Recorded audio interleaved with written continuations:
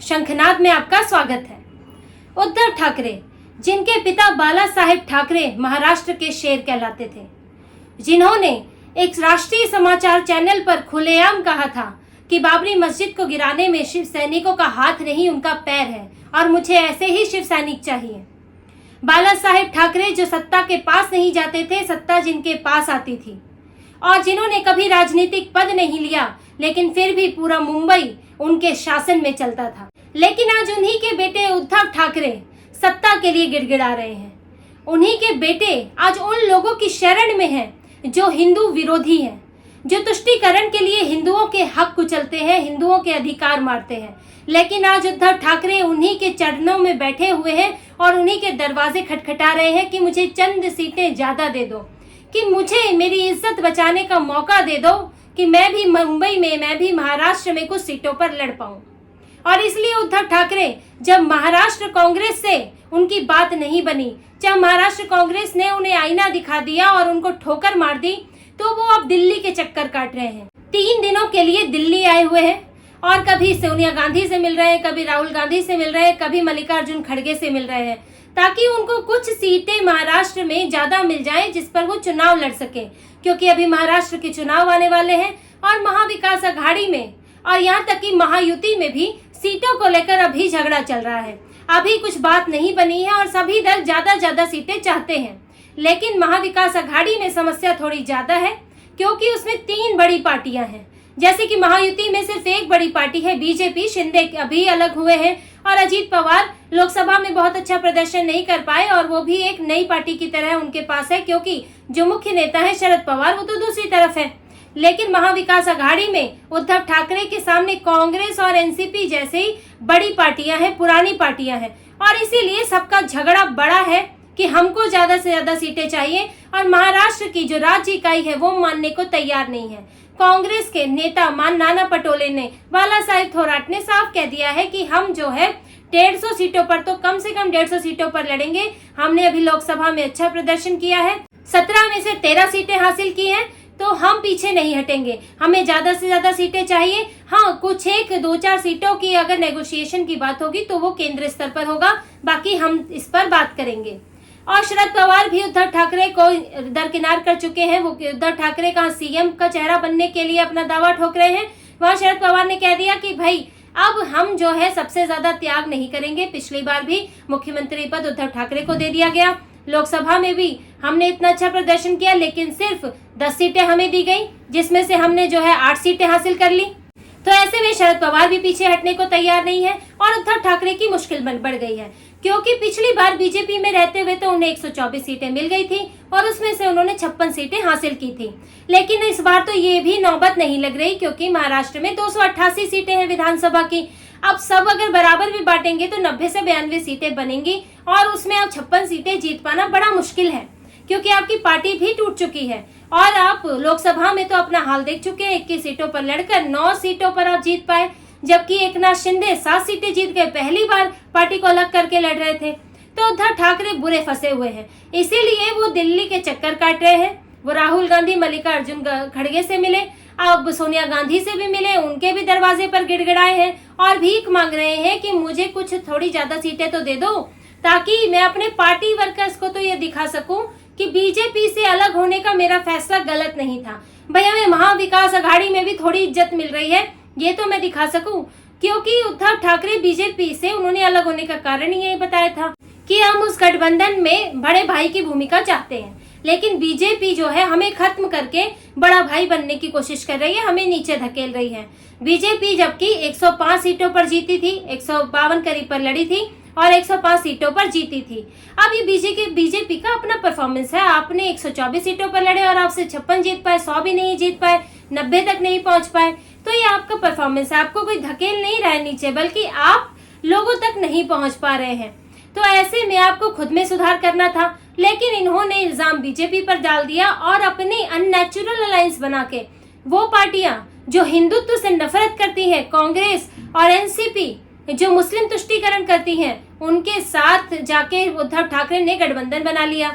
उस वक्त तो उन्होंने, क्योंकि बीजेपी को सत्ता से हटाना था, तो उद्धव ठाकरे को पुचकार के मुख्यमंत्री बना दिया। लेकिन उद्धव ठाकरे की तो पार्टी टूट गई, वो अपनी पार्टी नहीं संभाल पाए, लोकसभा में सीटें नहीं जीत पाए। तो अब आप किस मुंह से मुख्यमंत्री का उम्मीदवार बनना चाहते हैं, किस मुंह से आप सीटें मांग रहे हैं? और इसीलिए उनको ठोकरें लग रही हैं। यहाँ पे राज्य में कांग्रेस एनसीपी से ठोकर लगी और अब वहाँ केंद्र में भी बात बहुत बनने वाली नहीं है, क्योंकि उद्धव ठाकरे की पार्टी के नेताओं का ही कहना है कि नेगोशिएट करने के लिए बहुत ज्यादा स्थिति है नहीं, क्योंकि हम बीजेपी में अब इस वक्त शामिल होना वो भी थोड़ा मुश्किल बात लगती है। वहाँ भी एकनाथ शिंदे भी हैं जो अच्छा परफॉर्मेंस करके बैठे हैं और वो उद्धव ठाकरे को सीधे सीधे स्वीकार कर ले। बीजेपी इसकी कोशिश मुश्किल ही करेगी, उद्धव ठाकरे के लिए आसान नहीं है, चाहकर भी नहीं जा पाएंगे। और दूसरी मुश्किल उद्धव ठाकरे के लिए ये है कि यहाँ भी उनके पास अपना पक्ष मजबूत करने के लिए बहुत ज्यादा आधार नहीं है, तो नेगोशिएशन बड़ी मुश्किल है।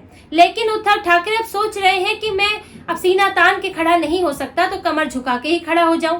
क्या पता रीढ़ की हड्डी झुका देने से कुछ फायदा हो जाए, कुछ सीटें 2-4 एक्स्ट्रा मिल जाए और मैं फिर विधानसभा में थोड़ा कुछ ज्यादा जीत सकूं और सबकी। लेकिन कांग्रेस भी तो यही चाहती है कि हम ज्यादा सीटों पर लड़े और ज्यादा सीटों पर जीते, कि अगर हमें महाराष्ट्र के चुनाव में अगर मान लीजिए जीत मिल भी जाए तो मुख्यमंत्री हमारा बने। हम इस बात का दावा करें कि हम राष्ट्रीय पार्टी भी हैं, हम महाराष्ट्र में लोकसभा में अच्छा प्रदर्शन करने वाले भी है, तो हमारे नेताओं को रिवॉर्ड कब मिलेगा? हमारे नेता भी तो उम्मीद कर रहे हैं कि हमें कोई महत्वपूर्ण पद मिले, हमारी सत्ता हमारे पास भी तो हो। इसी तरह से एनसीपी भी सोच रही है। शरद पवार के साथ तो मुश्किल ये है कि अब वो रिटायर होने वाले 80 साल के ऊपर के हो गए हैं, कब तक राजनीति करेंगे? तो वो अपनी बेटी को सेट करना चाहते हैं। वो चाहते हैं कि सुप्रिया सुले को किसी तरह एक बड़ी जीत उनके नाम पे दर्ज हो और अगर वो ज्यादा सीटें पा लेते हैं तो सुप्रिया सुले मुख्यमंत्री के तौर पर स्थापित हो और जो अजीत पवार के नेतृत्व में गुट गया हुआ है वो वापस आ जाए, या फिर जो बचा हुआ है वो वहां ना चला जाए, क्योंकि सुप्रिया सुले की स्वीकृति उस तरह नहीं है जैसे शरद पवार और अजीत पवार की है। तो शरद पवार की चिंता अपनी बेटी भी बनी हुई है और इसीलिए वो किसी भी कीमत पर अब समझौता करने वाले नहीं है। इसलिए उद्धव ठाकरे के लिए नेगोशिएशन का अब रास्ता नहीं बचा है। लेकिन अब गिड़गिड़ाना तो गिड़गिड़ाने वाला तो गिड़गिड़ाएगा ही, और वो यही हाल है। वरना सोनिया गांधी से मिलने का और राहुल गांधी मल्लिकार्जुन खड़गे से मिलने का कोई खास मतलब नहीं बनता। यहाँ आके वो अब टीएमसी से भी मिल रहे हैं, आम आदमी पार्टी से भी मिल रहे हैं, दिग्विजय सिंह से मिल रहे हैं, दिखा रहे हैं कि मैं इंडी गठबंधन का हिस्सा हूँ और मैं इसीलिए मैं यहाँ सबसे मिल रहा हूँ। लेकिन आपका मेन मकसद तो यहाँ पर सीटों के लिए भीख मांगना है। आप यहाँ आए हैं ताकि राहुल गांधी दान में कुछ सीटें दे दें। अब राहुल गांधी क्या करते हैं ये तो राहुल गांधी ही जाने। और यहाँ से निकलने के बाद उद्धव ठाकरे को अपनी स्थिति भी समझ आ गई होगी कि वो किस स्तर तक गिर गए हैं। उनके पिता क्या थे? उनके पिता कभी झुके नहीं। उन्होंने हमेशा कहा कि मैं मुख्यमंत्री नहीं बनूंगा, लेकिन सत्ता मेरे बिना नहीं बन सकती। तो वो कभी खुद राजनीति में डायरेक्ट उन्होंने कोई पद नहीं लिया और मुंबई में शासन उनके बगैर चला भी नहीं। और उद्धव ठाकरे जिनको इतनी बड़ी और इतनी बेहतरीन पार्टी शिवसेना मिली थी विरासत में, आज उन्होंने उसकी ये गर्त कर दी है। आज शिव सैनिक ये सोच रहे हैं कि हम किस तरह चुनाव लड़ें। हम हिंदुओं का समर्थन करते हैं तो एनसीपी और कांग्रेस रोक देती है कि भाई हमारा वोट बैंक मुसलमान जो है नाराज हो जाएंगे। हम मुस्लिमों का समर्थन करते हैं, तुष्टीकरण करते हैं, तो हमारे अपने कार्यकर्ता परेशान हो जाते हैं, क्योंकि वो तो अलग तरह का अभी तक अलग तरह की राजनीति देखते आए थे, अलग तरह का संगठन है, हिंदूवादी संगठन है। तो ऐसे में उद्धव ठाकरे के नेता ही परेशान है कि हम अपना प्रचार हम लोगों तक जाए तो जाए किस आधार पर। वहीं जो इनकी प्रतिद्वंदी है बीजेपी और एकनाथ शिंदे की शिवसेना, वो खुलकर हिंदुत्व की पैरवी करते हैं, हिंदुओं के अधिकारों की बात करते हैं। तो उद्धव ठाकरे कहाँ टिकेंगे? वो किसी के भी सामने ऐसा कम्पीट करने की स्थिति में है ही नहीं।